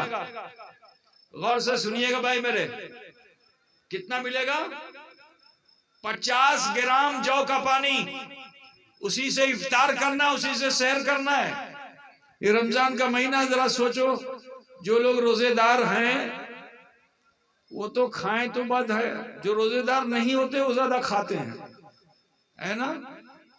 روزے دار ہے بیچارہ پریشان، میں پھل بھی کھائے گا، فروٹ بھی کھائے گا، پانی بھی پیے گا، شربت بھی پیے گا، اور پیٹ بھر کر کے کھانے کی بھی سوچے گا، ہے نا؟ لیکن غوث پاک سے کیا فرمایا گیا؟ 50 گرام یہ پانی ہے، اسی سے افطار بھی کرنا ہے، اسی سے سحری بھی کرنا ہے. کا منظور ہے. اب صاحب سحری کیا اور دن بھر یہ معمولات ہیں، یہ وظائف ہیں، یہ اوراد ہے، یہ نمازیں ہیں، یہ سب آپ کو اس میں کرنا ہے. وہ والا چلہ نہیں ہے لوٹا تھالی لے کے گھومتے ہیں، بات سمجھ رہے نا؟ خانقاہ کا چلہ، ایک بزرگ آئے نا، کہاں سے آئے، کتنی دور سے آئے، ایک جگہ پہ آ کے ٹک گئے نا. بولی بھئی آپ آئے نا ان کے وہاں، یہ کہاں سے آگے کہاں کے رک گئے؟ جہاں ان کو معرفت حق مل گئی وہیں رک گئے، وہیں ٹھہر گئے. عین الیقین جہاں حاصل ہو گیا وہیں رک گئے. بات سمجھ رہے ہیں نا؟ تو اب آپ خیال کیجئے، غوث پاک اس حجرے میں گئے اور آپ نے ایک دن گزارا، ہفتہ گزارا، مہینہ گزارا، مگر کچھ نہ پایا. صرف آشے جو کا 50 گرام، جس سے 25 گرام سے سحری، 25 گرام سے افطار. آخری 10 دن جو بچا تو بڑی مشقت کی، بڑا مجاہدہ کیا کہ عین الیقین حاصل کر لوں گا. جو حضرت نے معمولات بتائے تھے اس میں خوب اضافہ کیا. یہ ذکر کروں گا، یہ فکر کروں گا، ایسے مراقبہ کروں گا، ایسے محاسبہ کروں گا، جو کچھ بھی حضرت نے بتایا سب کرتے چلے گئے. آخری 10 دن ہے، بڑے بے چین ہیں کیسے عین الیقین حاصل ہو. 29ویں دن ایسا لگا جیسے کوئی ہلکا سا پردہ ہے اور پیچھے کوئی ہے. ایسا احساس ہوا کہ جیسے پیچھے کوئی ہے. حضرت غوث پاک فرماتے ہیں کہ میں نے 29ویں اور 40ویں دن میں اس ہلکے سے پردے کو ہٹانے کی بڑی کوشش کی، لیکن وہ پردہ ہٹا نہیں. 40 دن پورے ہو گئے. لوٹ کر آئے حضرت حماد کے پاس، کہا حضور آپ نے جو کچھ بتایا تھا میں نے کیا مگر مجھے ملا نہیں. ہاں آخری دن یہ ضرور ہوا کہ ایسا لگا کوئی پردہ ہے, پردے کے پیچھے کچھ ہے. میں نے پردے کو بہت چاک کرنے کی کوشش کی مگر وہ پردہ ہٹا نہیں. تو حضرت حماد نے فرمایا عبد القادر ایک چلہ اور کر لو. پھر غوث پاک اسی حجرے میں چلے گئے 50 گرام پہ. 50 گرام جو جس سے آدھے آدھے کو بانٹ کر کے افطار و سحر کرنا ہے. پھر وہی 30 دن کے معمولات, آخری 10 دن میں مشقت و محنت بہت. پھر اور 30ویں دن کے بعد 39ویں دن میں جیسے پہنچے پھر ایک پردہ نظر آیا. لگا کہ اس کے پیچھے کچھ ہے. بڑی کوشش کی کہ یہ پردہ ہٹے اور جلوہ دکھے مگر دکھ نہ سکا. 40 دن پورے ہو گئے. پھر لوٹ کر کے گئے اور جانے کے بعد عرض کیا کہ حضور آپ نے جو بھی کچھ بتایا تھا میں نے اس پر عمل کیا لیکن حالت وہی رہی کہ آخری دن پردہ نظر آیا. پردے کے پیچھے کچھ لگا مجھے. بہت کوشش کی کہ یہ پردہ ہٹے اور جلوہ دکھے مگر حضور 40 دن پورے ہو گئے پایا نہیں. تو حضرت حماد نے فرمایا ایک چلہ اور کر لو. ذرا خیال کرو مسلمانوں, یہ مجاہدہ آج ہم کر پائیں گے؟ نفس کے لیے جی رہے ہیں ہم اور آپ. ان بزرگوں نے قربانیاں دی ہیں تو آج اللہ نے انہیں زندہ کر دیا. یہ مرنے کے بعد بھی زندہ ہو گئے کیونکہ انہوں نے اپنی موت کو ہی مار لیا ہے. موتو قبل ان تموتو, مرنے سے پہلے ہی انہوں نے اپنے نفس کو مار لیا تو اللہ تعالیٰ نے انہیں زندہ و جاودہ فرما دیا. تو برادران اسلام سماعت فرمائیے کہ حضرت حماد نے فرمایا تیسرا چلہ اور کر لو. غرض کہ آپ نے اس چلے کو بھی پورا کیا لیکن حالت وہی. 38ویں دن پورے جوش کے ساتھ تیار کیا. اب پردہ آیا تو اسے چیر دوں گا, جلوہ ضرور دیکھوں گا. حالت وہی ہوئی. پردہ آیا, پردے کو چیرنے کی کوشش کی. اس وقت جب پردہ چیر نہ سکا تو جانتے ہو اپنے جد اعلیٰ کی طرف متوجہ ہوئے. مولائے کائنات مشکل کشا کرم اللہ وجہ الکریم کی طرف متوجہ ہوئے. اب جب غوث پاک حضرت مولائے کائنات کی طرف متوجہ ہوئے تو حضرت مولائے کائنات نے اشارہ دیا کہ عبد القادر خدا کو کیا دیکھتا ہے, خود ہی کو دیکھ. خدا کو کیا دیکھتا ہے, خود ہی کو دیکھ. من عرف نفسہ فقد عرف ربہ, کہ جس نے اپنے نفس کو پہچان لیا اس نے اپنے رب کو. بے شک بے شک, سبحان اللہ سبحان اللہ. تو جانتے ہو آپ نے سنا ہوگا کہ غوث پاک نے ایک موقع پر منبر پر کھڑے ہو کر اعلان کیا تھا قدمی حاضی علی رقبت کل ولی اللہ, میرا یہ قدم تمام ولیوں کے کاندھے پہ. اگرچہ یہ الہامی جملہ ہے, اللہ کے حکم کو بیان کرنا ہوا لیکن عبد القادر کی زبان سے نکلا تھا. ٹھیک ہے نا. تو ولایت کی دنیا میں کبر ایک ایسی چیز ہے, تکبر ایک ایسی چیز ہے کہ کبر جو ہے انسان کو منزل مقصود پر پہنچنے نہیں دیتی. ولایت کی دنیا میں آپ مرجع خلائق ہو جاؤ گے, تکبر آپ کے ساتھ ہو جائے گا. آپ کا ہاتھ چوما جائے گا, آپ کا پیر چوما جائے گا. آپ سمجھے کہ میں نہ جانے کہاں آسمان میں پہنچ گیا ہوں. بات سمجھ رہے ہیں نا. تو سید زادگان سے یہ کہنا ہے کہ دیکھو نفس کی اصلاح ہمیں تمہیں سب کو کرنی ہے. یہ نہ سوچنا کہ میرے ہاتھ چومنے سے میری عزت بڑھ گئی اور میرا مقام و مرتبہ بلند ہو گیا. نہیں, پھر اور خوف پیدا کرو اور ڈرو. تو جتنا ڈرو گے اتنا بلند کر دیے جاؤ گے, اتنا بلند کر دیے جاؤ گے. تو سرکار غوث پاک رضی اللہ تعالیٰ عنہ کو جب اشارہ مولا علی مل گیا تو اب اس پردے کو نہیں دیکھ رہے ہیں, اپنی ذات کو دیکھ رہے ہیں. اب جو اپنے کو دیکھا, خودی کو دیکھا تو جلوہ حق نظر آ گیا. اب جو جلوہ حق نظر آ گیا تو یہ 3 چلے 4 تیائی 12 100 کتنا ہو گیا تھا, 120 دن ہو گیا تھا اسی 50 گرام پہ. تو تقاضۂ بشری کے تحت حضرت غوث پاک نے رب العالمین سے عرض کیا کہ مولا اے پروردگارا اب دنیا کا کھانا نہیں کھاؤں گا، اب تو تیری تربیت میں آ گیا، تیری ضیافت میں آ گیا، تو اے رب کائنات اب مجھے جنت کا کھانا کھانا ہے، لیکن راز دل خضر سے بیان کرنا ہے۔ ایک بات میں آپ کو بتا دوں، سنیں گے بھائی آپ لوگ؟ انسان کے دل میں اگر کوئی بات ہو تو اس کی ایک خواہش ہوتی ہے کہ میں اپنے کسی دوست سے اس بات کو کہہ دوں، اب وہ چاہے دوست ہو، چاہے باپ ہو، چاہے بھائی ہو، ماں ہو، پڑوسی ہو، بیوی ہو، جو بھی ہو، وہ چاہتا ہے کہ اپنے دل کو ہلکا کر لیا جائے، ٹھیک ہے نا، اپنی بات کو جو میرے سینے میں ہے اس کو، اس راز کو میں کسی اور تک پہنچا دوں، یہ فطرت انسانی ہے۔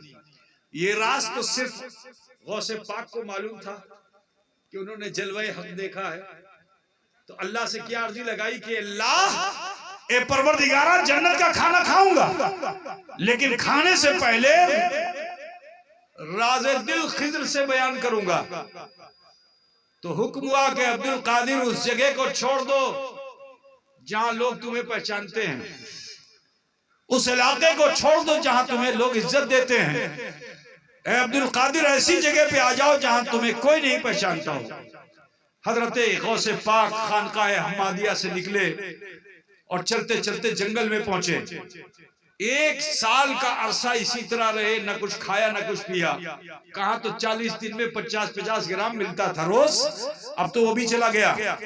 1 سال تک بلا کھائے پیے آپ جنگل میں کھڑے رہے، یہاں تک کہ اللہ نے حضرت خضر کو بھیجا کہ خضر جاؤ جا کر میرے اس بندے کا ایک امتحان لے لو۔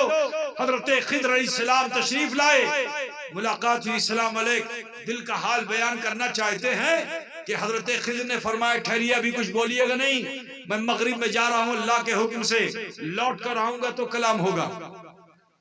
بولیے، اب مثال کے طور پر جناب علی اگر مجھ سے کچھ کہنا چاہیں اور یہ کہنے والے ہی اور میں ان سے کہوں کہ رکیے، تو بولو ان کو ٹینشن ہوگا کہ نہیں ہوگا؟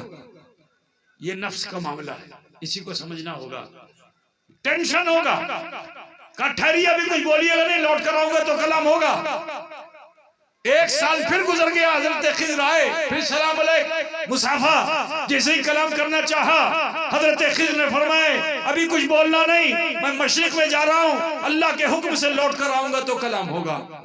2 سال کا عرصہ گزر گیا، حتیٰ کہ تیسرے سال بھی اسی مجاہدے میں حضرت غوث پاک نے جو گزارا تو اللہ نے خوشخبری کے ساتھ بھیجا کہ جاؤ جا کر میرے اس چاہنے والے عبد القادر سے کہہ دینا کہ اب وہ محب نہیں ہے بلکہ محبوب سبحانی ہے، وہ محب نہیں ہے محبوب سبحانی ہے۔ برادران ملت اسلامیہ، حضرت خضر تشریف لائے، مبارکباد دی کہ اے عبد القادر مبارک ہو، مبارک ہو، اللہ نے تمہیں اپنا محبوب بنا لیا ہے۔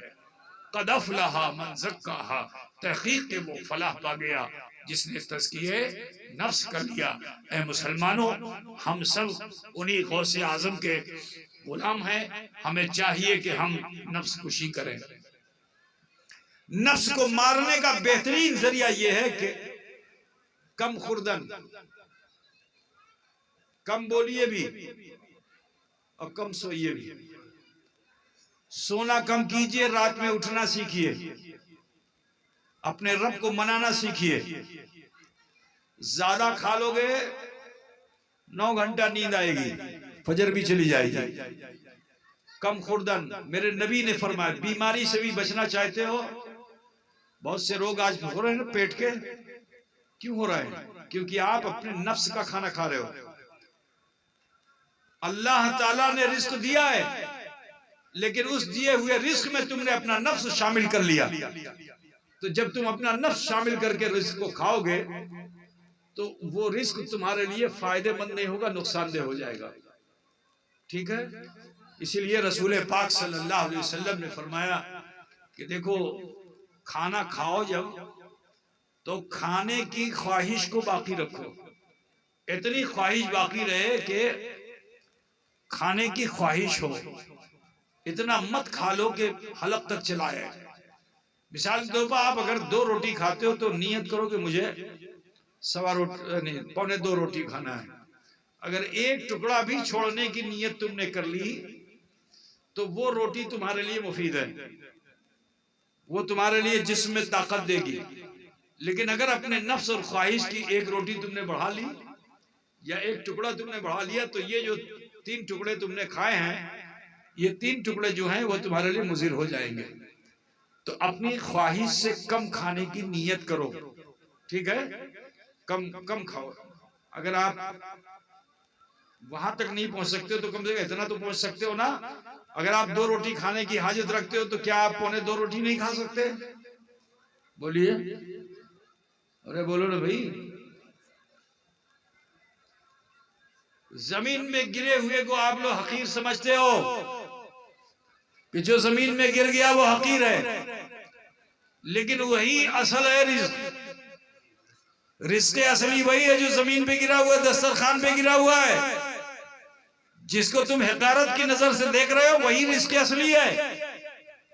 آج جو ہم بیمار ہیں اس کی ایک وجہ یہ ہے کہ اس دانے کو ہم نہیں اٹھا رہے ہیں، اسے ہم نالیوں میں پہنچا رہے ہیں، اس پہ ہم جھاڑو ڈال رہے ہیں. جو رزق اصلی ہے جس کے لیے اللہ نے فرمایا واللہ خیر الرازقین، اللہ ہی بہتر رزق دینے والا ہے. تو جب آپ کھانا کھانے کے لیے بیٹھتے ہو نا تو شیطان آپ کو تکتا رہتا ہے، اور صرف آپ کو نہیں تکتا، وہ آپ کی اس غذا کو تکتا ہے جس میں رزق اصلی ہے. مثال کے طور پر جیسے آپ نے چاول لیا 1 مٹھی، اب 1 مٹھی چاول میں چند دانے ہیں رزق اصلی کے، ٹھیک ہے؟ اور ورنہ تمہارے نفس اور خواہش کا ہے. اور ان چند دانوں پہ شیطان کی نظر ہوتی ہے.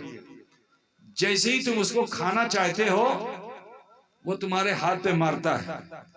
اب جو مارتا ہے تو وہ دانہ آپ کے ہاتھ سے گر کر کے زمین میں دسترخوان پہ گر جاتا ہے، ٹھیک ہے؟ آپ اسے کھاتے نہیں ہو، اور جب اسے نہیں کھاؤ گے تو یقینی طور پر بیمار آپ ہو گئے. شفا اسی میں تھی، صحت اسی میں تھی جو زمین پہ گر گیا تھا. لیکن افسوس یہ کہ آپ نے اسے چھوڑ دیا، جس کی وجہ سے آج ہم مریض ہیں. اے عزیزو، اگر صحت چاہتے ہو تو وہ دانہ جو تمہارے ہاتھ سے چھوٹ کر زمین پہ گر جائے، بغیر کراہت کے اگر اسے تم کھا لو گے تو تمہیں صحت بھی ملے گی اور تمہیں نور ایمان بھی حاصل ہوگا. تو اے عزیزو، ضرورت اس چیز کی ہے کہ ہم اپنی تہذیب کو بدلے، اپنے معاشرے کو بدلے، اپنے کلچر کو بدلے اور اپنے اندر بدلاؤ لائیں. آج مسلم سماج میں خصوصیت کے ساتھ ہم بے روی کا شکار ہو چکے ہیں. بزرگوں کے آستانوں پہ ہم آتے ضرور ہیں، لیکن افسوس ہے کہ یہاں بھی ہم اپنی نفس اور خواہش کے بندھن باندھ کے چلے جاتے ہیں، ہے نا؟ نفس اور خواہش کے گرہیں بندھن باندھ کے چلے جاتے ہیں اپنی خواہش کے. میرے پیارے، انہیں پابند مت کرو، تم خود پابند ہو جاؤ. تم اللہ والوں کو پابند کرنے آتے ہو، اور میں نے دیکھا بہت سی درگاہوں پہ تو بڑے بڑے تالے لگائے جاتے ہیں. یہ سب حرکتیں چھوڑیے، اپنے نفس پر تالا لگاؤ. جو نفس تمہیں برائی کی طرف لے جا رہا ہے، جو نفس تمہیں خطا و بھول کی طرف لے جا رہا ہے، اس پہ تالے لگاؤ، اس پہ گرہ لگاؤ اور شریعت کے مطابق جینا سیکھ لو. لائق مبارکباد ہیں اس آستانے کے سجادہ کہ جنہوں نے یہاں کی رسومات میں بدلاؤ کیا اور آج اس محفل کا انعقاد کیا. ضرورت ہے کہ ہم اپنے اندر چینج لائیں. آپ بھی اپنے اندر چینج لائیے. جہاں رسم و رواج خراب ہو، جہاں بدعات ہوں، منکرات ہوں، ایسی چیزوں کو اپنے سماج سے نکالنے کی کوشش کیجیے اور اپنے آپ کو اچھا اور سچا مسلمان بنائیے. جب آپ اچھے اور سچے مسلمان بن جائیں گے تو تلوار سے اسلام نہیں پھیلا ہے، مسلمانوں کے کردار سے اسلام پھیلا ہے. آج بھی قوم منتظر ہے کہ مسلم قوم جناب محمد رسول اللہ کی تعلیمات پہ عمل کر کے آ جائے. تو میں بڑے یقین کے ساتھ کہتا ہوں کہ جس طرح سے ان بزرگوں نے اسلام کو پھیلایا، پرچار پرسار کیا، آج بھی یہ درگاہ ایسی ہے کہ یہاں بلا تفریق مذہب و ملت، ہندو، مسلمان، سکھ، عیسائی، ہر طبقے، ہر قوم کا آدمی یہاں کے فیض حاصل کر رہا ہے. کیوں؟ ان کے پاس تلوار نہیں تھی، ان کے پاس غصہ نہیں تھا، نفرت نہیں تھی، ان کے پاس پارشیلٹی نہیں تھی کہ یہ میرا ہے اور تیرا ہے، ہر کسی کو نوازنے کی عادت تھی۔ تو آج ان کے وصال کو ایک زمانہ گزر گیا ہے، لیکن اس کے باوجود بھی فیض لینے کے لیے دنیا آ رہی ہے۔ وہ بھی نہیں دیکھ رہی ہے کہ یہ کون ہے، وہی دیکھ رہی ہے کہ اللہ کے برگزیدہ بندے ہیں۔ ان کے وہاں تعصب نہیں ہے، یہ ہندو نہیں دیکھتے، مسلمان نہیں دیکھتے، عیسائی نہیں دیکھتے، سکھ نہیں دیکھتے، یہ صرف یہ دیکھتے ہیں کہ یہ مخلوق خدا ہے، اور اسے خلق مصطفیٰ کے تحت، اخلاق نبوی صلی اللہ علیہ وسلم کے تحت اس کے ساتھ اچھا برتاؤ کیا جاتا ہے۔ اب اللہ ہے مقلب القلوب، جس کا دل پروردگار پھیر دیتا ہے وہ پھر جاتا ہے۔ میں دعا کرتا ہوں اللہ تعالیٰ اس آستانے کو عروج عطا فرمائے، اور یہاں جو لوگ بھی حاضر ہوئے ہیں اللہ تبارک تعالیٰ ان سب کو فیضیاب فرمائے، اور اس عرس کی برکات سے سب کے دامن مراد کو بھر دے۔ عزیزو، یہ رمضان کا مہینہ ہے، اور آپ سب سے یہ کہنا ہے کہ ہم سب جب اللہ کی تربیت میں آ گئے ہیں تو کتنا اچھا ہوتا کہ بزرگ کے آستانے پہ ان کو وسیلہ بنا کر کے ہم سے آپ سے بڑی خطائیں غلطیاں ہوئی ہیں، کتنا اچھا ہوتا کہ ان خطاؤں غلطیوں کو جو ہم نے کر ڈالی ہیں محسوس کریں، ہم بھی محسوس کریں۔ غوث پاک رضی اللہ تعالیٰ عنہ سے کوئی خطا نہیں ہوئی تھی، لیکن وہ اپنے نفس کی طرف متوجہ ہوئے تھے، محسوس کیا تھا، تو اللہ نے ان کے مرتبے بڑھا دیے تھے۔ ہم سے تو خطائیں غلطیاں ہوئی ہیں، ہم اپنے گناہ و خطا کو اگر اپنے رب کے حضور پیش کر کے معافی مانگ لے تو وہ ارحم الراحمین ہے، جو معاف کرنے پر آمادہ ہے۔ تو لہٰذا میں آپ سب سے کہنا چاہوں گا کہ خانقاہی اصول کو اپنائیے، تھوڑی دیر کے لیے دو زانو بیٹھ جائیے جیسے آپ نماز میں بیٹھتے ہیں۔ میں خانقاہ کی تھوڑی سی تعلیم آپ کو دینا چاہتا ہوں، نماز میں جیسے بیٹھتے ویسے بیٹھ جائیے، اور تھوڑی دیر کے لیے ابھی میں، اور خانقاہ میں دیکھیے دو چیزیں بہت اہم ہیں، وہ کیا ہیں؟ خانقاہ میں آنے والے سے یہ نہیں پوچھا جاتا کہ تم کیا خبر لے کے آئے ہو، بات سمجھے نا؟ خانقاہ میں آنے والے سے نہیں پوچھا تم کیا خبر لے کے آئے ہو، خانقاہ میں آنے والے سے کہا جاتا تم اپنی خبر لو۔ کیا کہا جاتا ہے؟ اپنی خبر لو، دوسروں کی خبر لے کے ہمارے پاس مت آؤ۔ وہ پیر صاحب بالکل بیکار ہیں کہ جو اپنے مرید و عقیدت مندوں کی محفل لگاتے ہیں اور ہر آنے والے سے پوچھتے ہیں کہ بھئی کیا خبر ہے۔ تو یہ خبر دینے والا تو جھوٹ بھی بول سکتا ہے، خبر میں احتمال صدق و کذب بھی ہو سکتا ہے، خبر دینے والا غیبت بھی کر سکتا ہے، خبر دینے والا چغلی بھی کر سکتا ہے۔ دنیا میں کیا ہو رہا ہے، خانقاہ میں آنے کے بعد اس سے بے خبر ہو جانا ہے۔ دنیا میں کیا ہو رہا ہے اس کو چھوڑو، اب اس کی بات یہاں لانے کی ضرورت نہیں ہے کہ فلاں نے یہ کیا تو فلاں نے وہ کیا، نہیں، تم آ گئے ہو، پہلے اپنی اصلاح کرو، تم پہلے اپنے کو درست کرو۔ تو خانقاہ میں دو تعلیم بہت رائج ہے، بادشاہ آیا تو، فقیر آیا تو، مولانا آیا تو، مفتی آیا تو، پیر آیا تو، جو آیا اسے دو تعلیم دی جاتی ہے۔ وہ کیا ہے؟ ایک ہے مراقبہ اور دوسرے محاسبہ۔ ٹھیک ہے، ایک مراقبہ، دوسرے مراقبے میں کیا کرنا ہے کہ پہلی صورت تو یہ ہے کہ تم اتنے کمال کو پہنچے ہوئے ہو کہ جیسے ہی توجہ کرو اللہ کو دیکھ لو۔ آج 100% لوگ ایسے ہوں گے کسے باشد کہ جو اللہ کو دیکھ لیں، لیکن 100% لوگ اگر دھیان دے دیں تو یہ تو ضرور محسوس کر سکتے ہیں کہ اللہ مجھے دیکھ رہا ہے۔ بولو بھائی، تم اللہ کو دیکھ لو، یہ پہلی صورت ہونی چاہیے۔ یعنی بحیثیت مسلمان تم میں اتنا کمال ہو کہ ایک ذرا گردن جھکا لی، دیکھ لی تصویر یار، جیسے ہی گردن جھکایا اپنے رب کا دیدار کر لیا، یہ پہلی صورت ہونی چاہیے، جو اس وقت 100% ہم لوگ نہیں ہیں، اس مقام پہ نہیں ہیں۔ ٹھیک ہے، ہو سکتا ہے کہ 40 لوگ جہاں ہوتے ہیں اس میں ایک اللہ والا ہوتا ہے، ہو سکتا ہے کہ تمہیں میں کوئی ایک چھپا بھی ہو، میں اس کو چھوڑ کے بول رہا ہوں، ٹھیک ہے نا بھائی، میں اس کو چھوڑ کے بول رہا ہوں، ورنہ 100% ایسے ہیں جو اس تصور میں نہیں ہے کہ ہم خدا کو دیکھ لیں، لیکن 100% لوگ ایسے ہو سکتے ہیں کہ جو یہ تصور کر لے کہ اللہ مجھے دیکھ رہا ہے۔ بولو یہ احساس بیدار ہو سکتا ہے کہ نہیں ہو سکتا ہے؟ آج یہی احساس ہمارا مردہ ہو چکا ہے، جس کی وجہ سے ہم برائیاں کر رہے ہیں۔ میں آپ کو ایک مثال دے دوں کہ اگر کوئی شخص بڑا شاطر چور ہے اور کسی دن اس کو خیال آ جائے کہ کہیں کوئی مجھے دیکھ تو نہیں رہا ہے، خالی اتنا دھیان دے دے، وہ بہت شاطر چور ہے، جہاں پہنچا تالا توڑ دیا، شٹر توڑ دیا، بڑے سے بڑا کیا بولتے ہیں الماری توڑ دیا اور سیف توڑ دیا، اور نہ جانے کتنے زیورات اور جواہرات لے کے بھاگ گیا، کبھی پکڑا نہیں گیا، اتنا شاطر چور۔ لیکن اس کو یہ احساس ہو جائے کہ کہیں کوئی مجھے دیکھ تو نہیں رہا ہے، سپاہی کی بات نہیں کر رہا ہوں، ایک عام آدمی، بچہ، کہیں کوئی مجھے دیکھ تو نہیں رہا ہے۔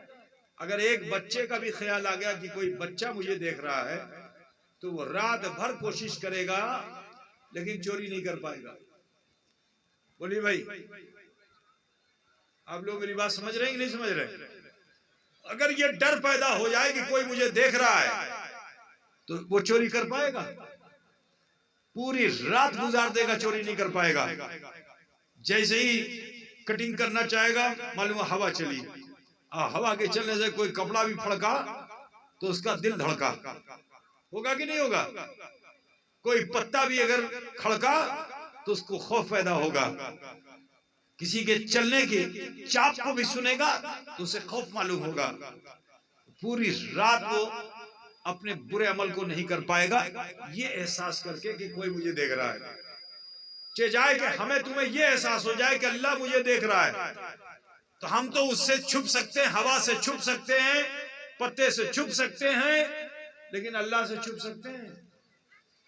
سات تہ میں بھی چلے جائیں تو بھی خدا کو دیکھیں گے۔ تو یہ احساس بیدار ہو کہ اللہ مجھے دیکھ رہا ہے، اسی کا نام مراقبہ ہے۔ یہ مراقبے کا پہلا دروازہ ہے، یہ مراقبے کا پہلا دروازہ جو میں نے آپ کو بتا دیا، یہ احساس۔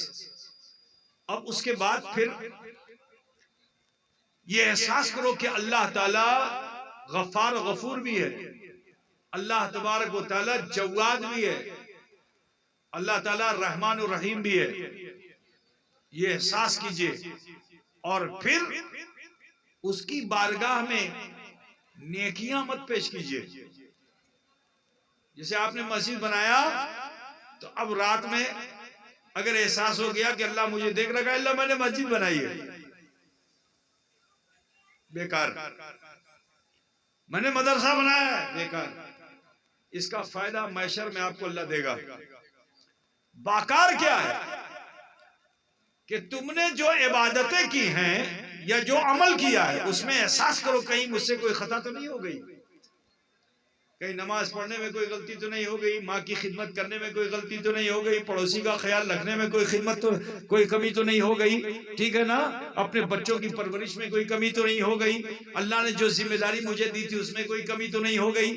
تو جب آپ احساس کرو گے تو 24 گھنٹے میں جو کچھ بھی آپ نے کیا ہوگا سب یاد آنے لگے گا، اور آپ کی چھوٹی بڑی خطائیں غلطیاں آپ کو یاد آنے لگے گی۔ اور اللہ یہی چاہتا ہے کہ اس دارالعمل میں بندہ میرا جب تک زندہ ہے اپنے عیب، اپنے خطا، اپنے گناہ کو خود سے ڈھونڈے اور میری بارگاہ میں پیش کر کے مجھ سے معافی مانگے۔ اللہ رب العزت قرآن پاک میں ارشاد فرما رہا ہے کہ یا ایھا الذین آمنوا توبوا الی اللہ توبۃ نصوحا، کہ اے ایمان والو اللہ کی بارگاہ میں توبہ کرو اور توبہ نصوحا کرو۔ تو عزیزو جب آپ توبہ نصوحا کر لیتے ہو تو جانتے ہو رسول کائنات صلی اللہ علیہ وسلم ارشاد فرماتے ہیں کہ التائب من الذنب کمن لا ذنب لہ، گناہوں سے توبہ کرنے والا انسان ایسا ہو جاتا ہے گویا اس نے کوئی گناہ کیا ہی نہیں ہے۔ تو لہٰذا ابھی آپ دوزانو بیٹھ چکے ہیں، خانقاہ مولا میں آئے ہوئے ہیں، صاحب مزار کا فیض لیجئے اور تصور کیجئے کہ اس اللہ کے مقدس بندے کی روحانیت کے ہم گھیرے میں آ چکے ہیں، اور اسی کو ہم وسیلہ بنا کر اپنے رب کی بارگاہ میں اپنے چھوٹے بڑے گناہوں کی معافی مانگو، اور آج سے تہیہ یہ کر لو کہ اب ہم برائی کی طرف اپنا قدم آگے نہیں بڑھائیں گے، نیکیاں کریں گے، بھلائیاں کریں گے، خوف خدا پیدا کریں گے، ڈریں گے اپنے رب سے۔ بولو بھئی ایسا کر سکتے ہو تو اپنے ہاتھوں کو نابھی پہ باندھ لیجئے اور تھوڑی دیر کے لیے، اور ماں بہن بیٹیاں سینے پہ ہاتھ رکھ لیں اور سبھی لوگ اپنی آنکھیں بند کر لیں، تھوڑی دیر دھیان لگائیں، سوچیں کہ اللہ مجھے دیکھ رہا ہے، اور پھر محسوس کریں کہ میرے بچپن میں مجھ سے کیا بھول ہوئی، جوانی میں کیا خطا ہوئی، بڑھاپے میں کیا جرم ہوا۔ اگر کوئی بھول خطا گناہ نظر آ جائے تو اسے اکٹھا کر کے ارحم الراحمین کی بارگاہ میں پیش کر دیجئے۔ وہ غفور ہے، رحیم ہے، ہمارے آپ سب کے چھوٹے بڑے گناہوں کو معاف فرمانے والا ہے۔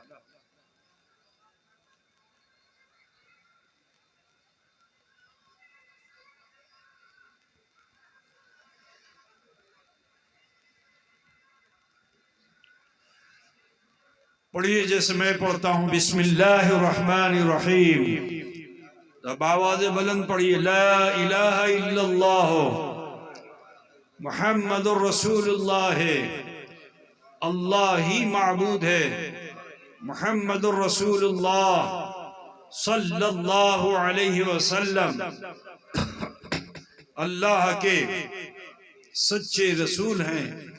استغفر اللہ ربی من کل ذنب واتوب الیہ، اے اللہ تیری بارگاہ میں سچے دل سے سب چھوٹے بڑے گناہوں سے ہم توبہ کرتے ہیں اور ہم وسیلہ چاہتے ہیں تیرے محبوب سید عالم نور مجسم احمد مجتبی محمد مصطفیٰ صلی اللہ علیہ وسلم کا۔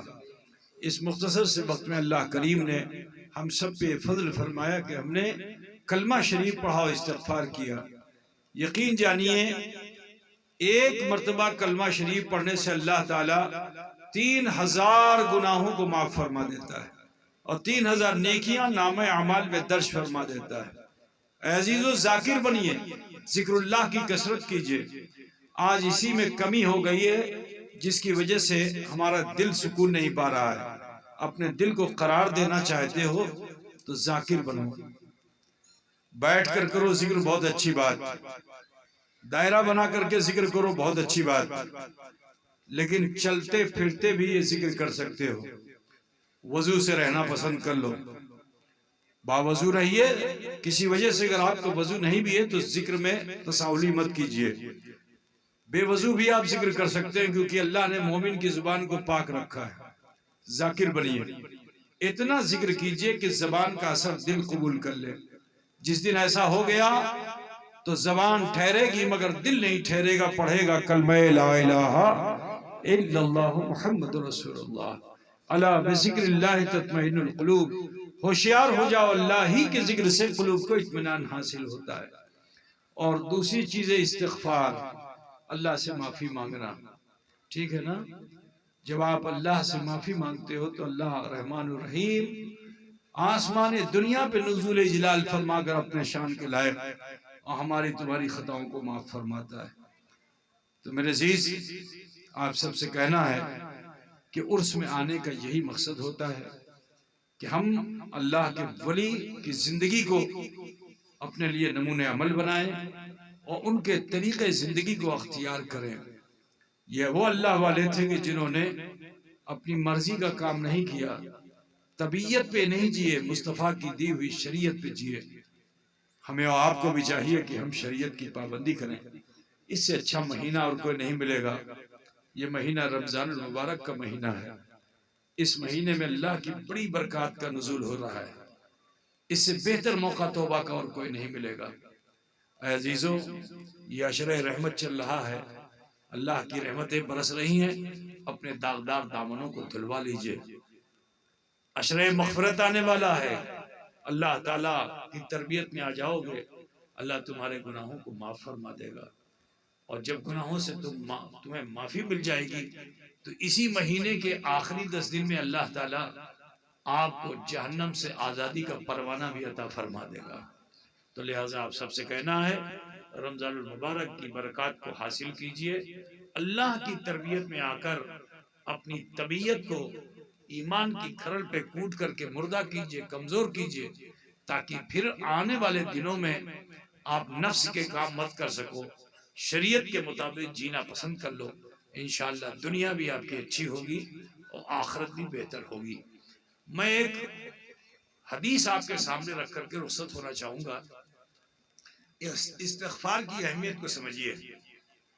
جب بندہ مومن توبہ کرتا ہے تو اللہ تعالیٰ بندے پہ اتنا مہربان ہو جاتا ہے، مسلمانوں، اللہ اتنا مہربان ہو جاتا ہے کہ فرشتے کو بھیجتا ہے کہ فرشتے جاؤ، میرے بندوں کی آنکھوں میں جو آنسو آیا ہوا ہے اس کو مٹی میں مت ملنے دینا، نور کے پیالے میں جمع کر لینا۔ جب بندہ مومن اپنی خطا کا احساس کر کے رو دیتا ہے تو پلکوں کے پپوٹے تر بھی نہیں ہو پاتے، اس سے پہلے وہ رحمان الرحیم ہمارے تمہارے گناہوں خطا کو معاف فرما دیتا ہے۔ جانتے ہو مرنے کے بعد جب ہم اٹھیں گے قیامت ہوگی، جہنم کے اوپر ایک پل ہوگا جس کا نام ہے پل صراط، جو بال سے بھی زیادہ باریک ہوگا، تلوار کی دھار سے بھی زیادہ تیز ہوگا۔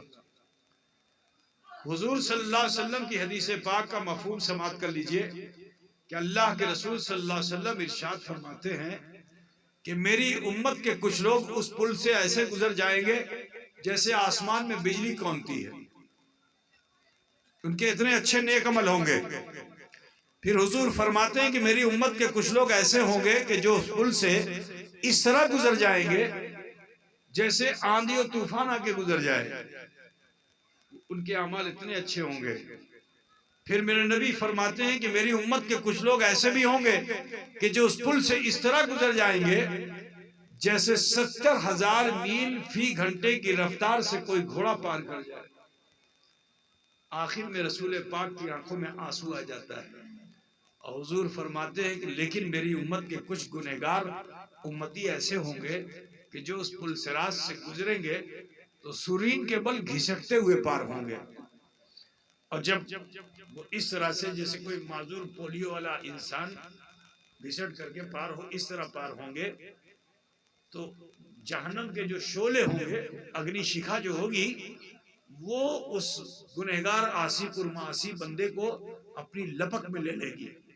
تو حضور اکرم صلی اللہ علیہ وسلم اس گنہگار امتی کو دیکھ کر اتنے افسردہ ہوں گے کہ سجدے میں چلے جائیں گے، اللہ تعالیٰ سے عرض کریں گے رب سلم رب سلم، اے اللہ سلامتی دے، اے اللہ سلامتی دے۔ تو اس وقت رسول کائنات صلی اللہ علیہ وسلم سے رب فرمائے گا کہ ارفع راسک یا محمد صلی اللہ علیہ وسلم، اے محمد صلی اللہ علیہ وسلم اپنے سر کو اٹھائیے، اشفع تشفع، جس کی شفاعت آپ فرما دیں گے اسے بخش دیا جائے گا۔ حضور سجدے سے سر اٹھائیں گے، اتی شگر ایک فرشتہ اللہ کا حکم پا کر حاضر ہوگا اور اس کے ہاتھ میں ایک پیالہ ہوگا، پیالے میں پانی ہوگا۔ فرشتہ عرض کرے گا کہ اے اللہ کے رسول اس پیالے کے پانی کا چھیٹا ماریے جہنم پہ۔ حضور فرماتے ہیں کہ میں ایک مٹھی پانی لے کر جہنم کے شعلوں پہ پھینک دوں گا تو جہنم کے شعلے دب جائیں گے۔ میں فرشتے سے ارشاد فرماؤں گا، فرشتے یہ بتاؤ اس پانی میں تاثیر کیسی تھی کہ یہ شعلے دب گئے؟ تو فرشتہ عرض کرے گا یا رسول اللہ یہ کوئی اور پانی نہیں ہے، یہ آپ کی امت کی آنکھوں سے بہا ہوا آنسو ہے، یہ آپ کی امت کی آنکھوں سے خشیت و خوف میں اللہ کے بہا ہوا آنسو ہے۔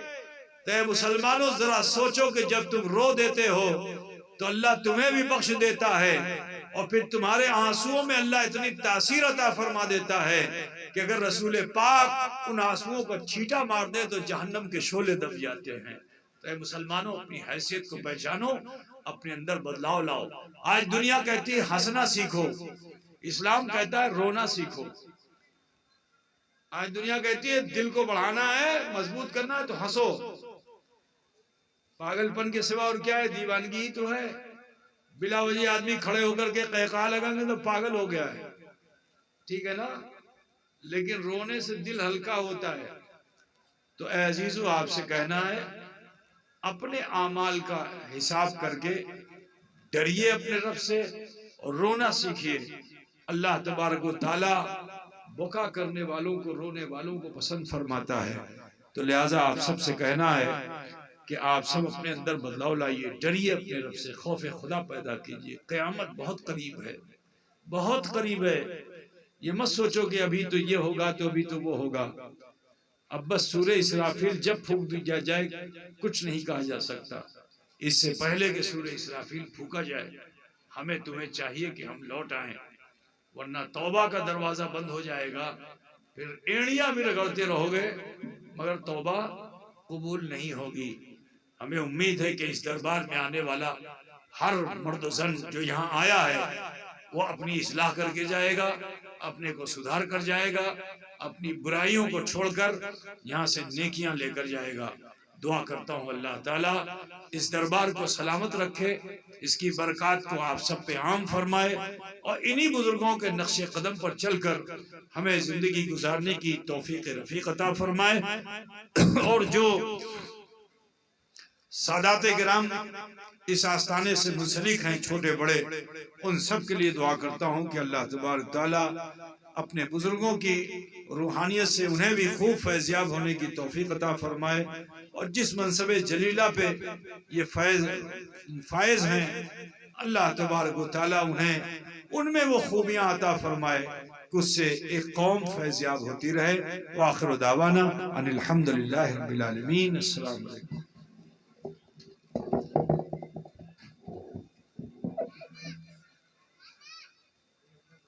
جی ہاں سلام جی۔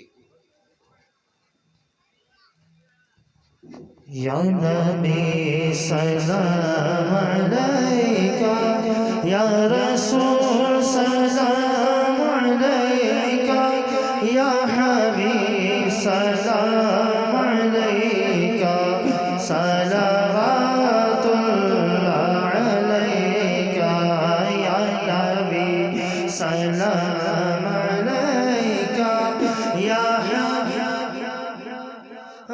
علیکہ، یا حبیب سلام علیکہ، صلوات واسطہ وصل برکہ، واسطہ ہند الولی کا، اور میرے مرشد پیا کا، رخ بدل دو ہر بلا کا، یا نبی سلام علیکہ، یا رسول سلام علیکہ، یا حبیب سلام علیکہ، صلوات اللہ علیکہ۔ میں حسین قادری ہوں، خادم ہند الولی ہوں، ناز ہے کہ اشرفی ہوں، آپ کا میں امتی ہوں، یا نبی سلام علیکہ، یا رسول سلام علیکہ، یا حبیب سلام علیکہ، صلوات اللہ علیکہ۔ الصلاة والسلام علیکہ یا رسول اللہ، الصلاة والسلام علیکہ یا حبیب اللہ، وعلی آلکہ و اصحابکہ شفیعنا یوم الجزاء۔ بڑھیا